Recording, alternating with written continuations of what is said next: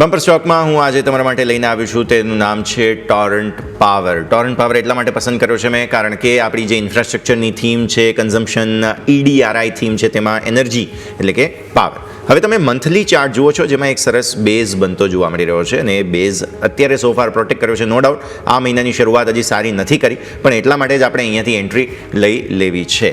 કારણોની વાત કરીએ, કંપની દેવું સતત ઘટાડી રહી છે. તમે પાછલા થોડા સમયમાં જોયું હોય તો એમનું ડેટ ઘટી રહ્યું છે, જે આઈડિયલી સારી વાત છે. પ્લસ ભારત એક ઇકોનોમી તરીકે જ્યારે ડેવલપ થઈ રહ્યો છે, આપણું ઉર્જાનું જે કન્ઝમ્પશન છે, ઉપયોગ છે, તે સતત વધતો રહેશે, પાવરનું ડિમાન્ડ સતત રહેશે. એટલા માટે પણ Torrent power long term play સાથે હું ખરીદવાની સલાહ આપું છું.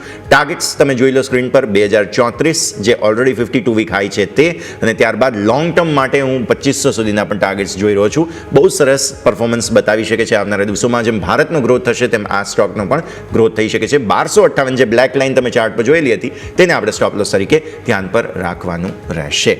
યોમિક, આપના પાસે આવીએ, આપની પસંદગી.